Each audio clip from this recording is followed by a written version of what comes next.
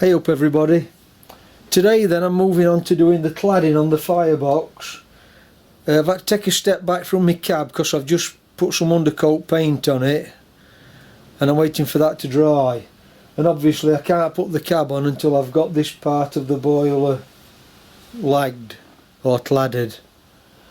And what I'm going to use for cladding for this, I've got a nice piece of oak which I saved off for a kitchen door, and I'm going to saw that up and I'm going to clad it in wooden planks. Well, that's my plan. So in my last couple of videos then you'll have seen where I did my cab, and that's down here at the moment. I've got it in undercoat and I'm waiting for that undercoat to dry. I've got the roof finished. I'm not sure where I got up to on my last video on cab, but I think it was more or less completed.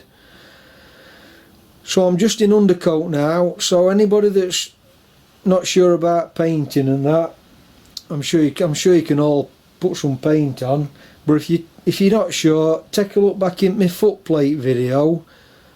The procedures I went through to paint that, i.e. sanding it down, etch primer, undercoat, top coat and lacquer, etc. So I'm going to take you into my garden shed now and show you this piece of oak that I'm going to cut up for me cladding on my boiler. Okay, then I've moved into my woodshed now, and I'll just do you a quick tour of my woodshed and show you what I've got.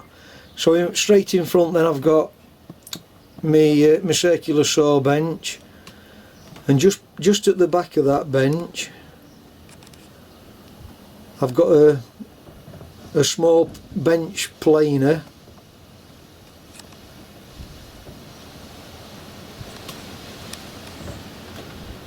and then just over here on this wall I've got a chop saw, and then outside at chop saw here I've got my electric diamond heavy duty fret saw.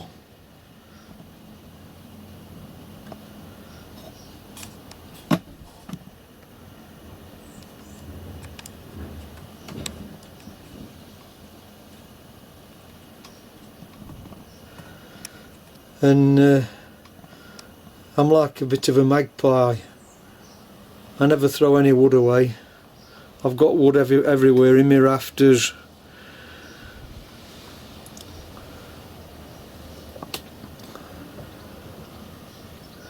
And if I see any hardwood anywhere, I always save it, because it's very expensive to buy.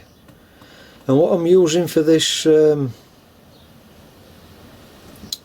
cladding that I'm doing is an old kitchen door what somebody were throwing away, made of solid oak.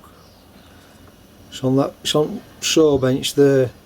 So I'll move over to the saw bench and I'll show you what I'm doing. So what I'm doing then, I've got this oak door that's come from a kitchen unit, and I'm sawing it in it's 7/16 or 11mm if you're working in millimetres thick, and I'm sawing it into strips 1/8 wide or 3.2mm if you're in millimetres. Here's some I did earlier. And what I'm doing, I'm trying to work within about 10th thou to get all these strips the same. So how I'm doing it, I've got my fence set on my saw, and I'm offering the piece of timber up to one of the teeth. Get the teeth of the timber, get the teeth of the saw lined up to the timber, and then I'm using my vernier.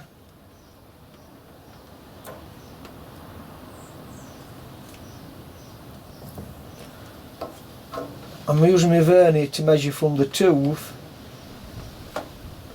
up to my edge of the wood, and I'm aiming for 130 thou.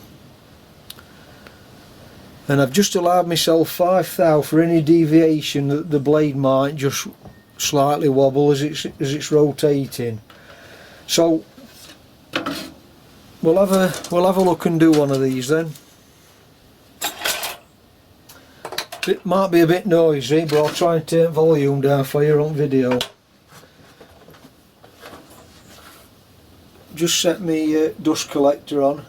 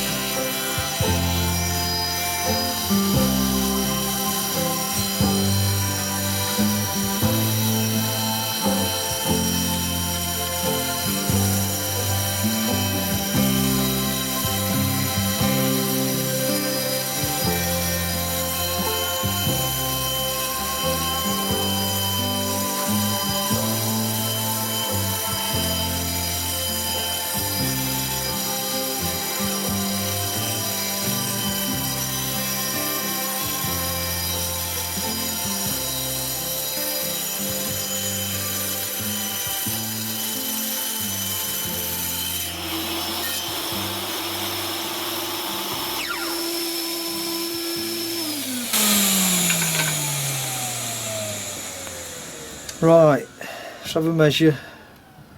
I'm aiming between 125 and 135 thousandths. So that one's come out at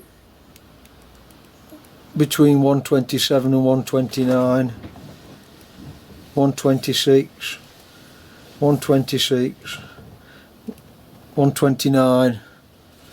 Now you noticed how I did that very slowly, because if you start forcing on the blade, I'm talking about my equipment now, if I start forcing at it, especially with the hard wood, you've got slight deflections on blade that can happen, and slight deflections on fence. So I just took my time and took it through steady, and it's come out perfect. Just needs a bit of sanding down.